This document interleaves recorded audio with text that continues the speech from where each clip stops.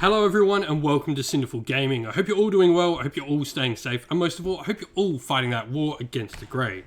Today's video, we've got a Start Collecting Conquest Last Argument of Kings video, and today we're going to be looking at the 100 Kingdoms and their one-player starter set.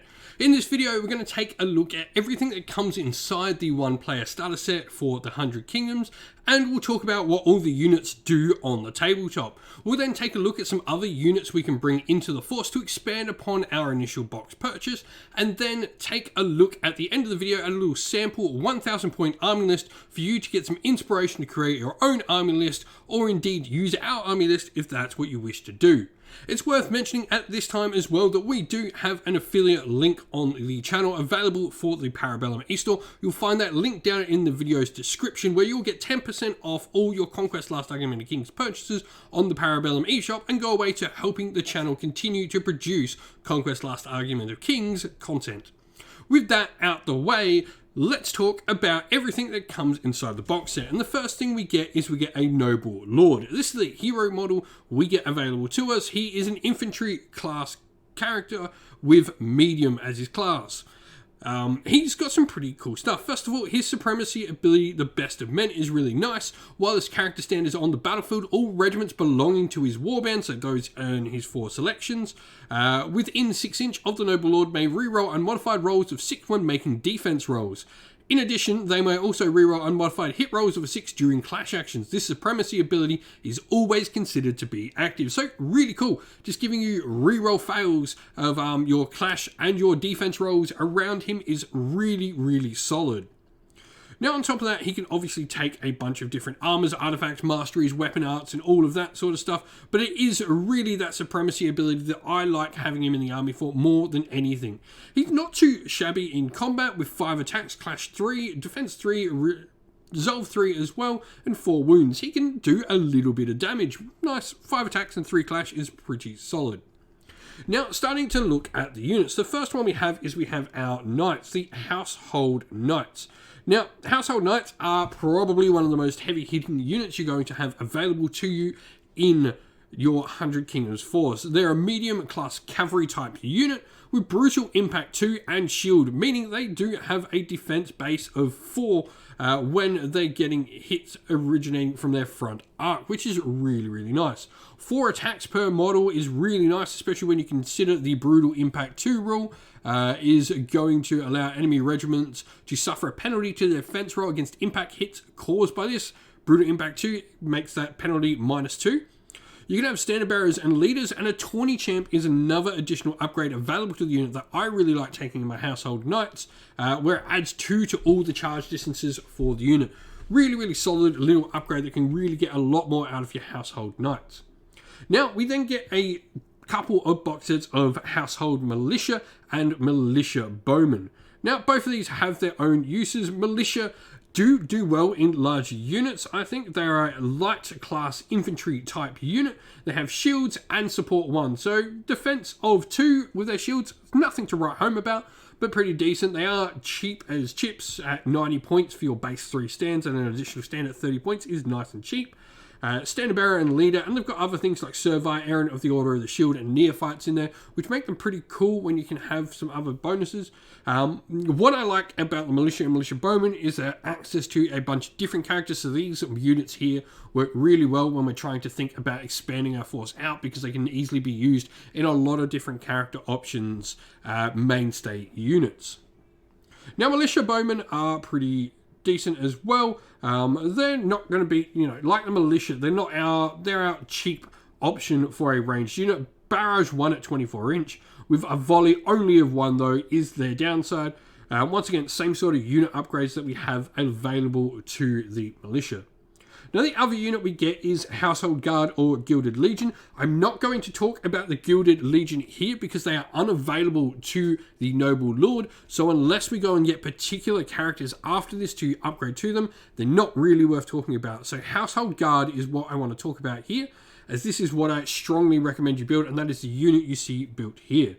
Household Guards have a base clash of 2. They can have an Arms Master as one of the special upgrade units available to them, which will, while the Arms Master and a Noble are alive in the regiment, they are going to get their clash increased by +1, meaning they could go to Clash 3, otherwise they're Clash 2. With a Resolve of 3, Defense of 3, really, really solid. Cleave 1 and Support 1 there as well. But that is everything inside our Start Collecting Conquest Last Argument of Kings 100 Kingdoms one-player starter set.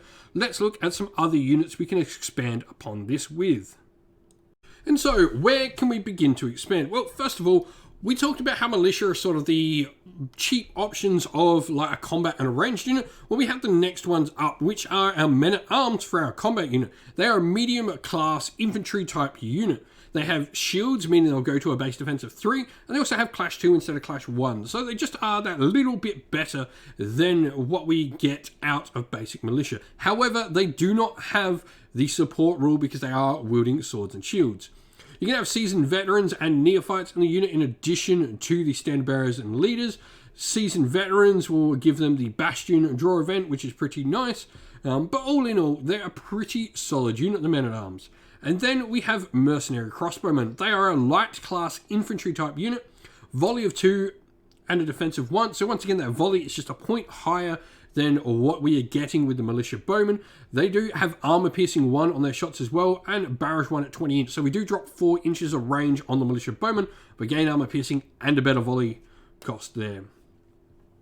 Speaking of other units though that we can potentially look to bring in, I really like the idea of mounted squires. This is once again, while we got the heavier style units or the lighter style units in the original box set, and we talked about the heavy units just before, the mounted squires are a lighter version of the household knights. They are going to have a shield, which means they've got a defense base of 3 in their front arc, 4 wounds and 4 attacks, clash of 2 and movement 10 is all really nice. And they've also just got some cool basic stuff, 135 for a cavalry unit. This means they're going to be doing impact hits. They can take a standard bearer and leader. They can also have a Count Palatine, which will give the ability for all their clash actions to always count as inspired, which is really cool. Meaning, their clash base is 3, really, if we've got that model in the unit. So there's some really nice things we can add in addition to them. Now, looking at other characters, I don't think you can pass up the option for a Theus Priest in the army. The Theus Priest is a medium class character with the type infantry. For me, his coolest thing is he has access to magic. So he's going to give you some options for using some magic in your army.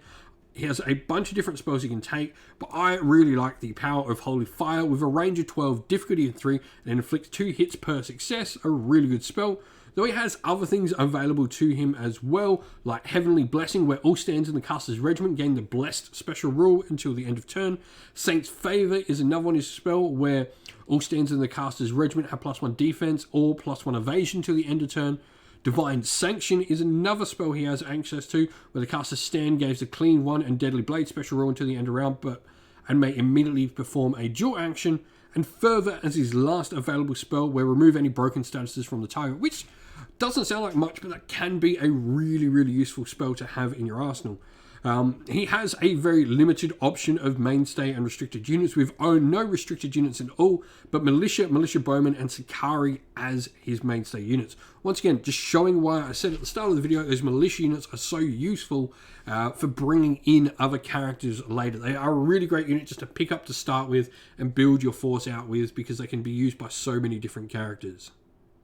And so here we have our sample army list for the 100 Kingdoms. We've got a perfect 1,000 points here, and we've gone for a Noble Lord who is going to be our Warlord. Now, we've gone and given him the Flesh Cleaver, which is just a nice little weapon he can take. This is a pretty cool little weapon. It's going to give him the Deadly Blades and Fiend Hunter ability.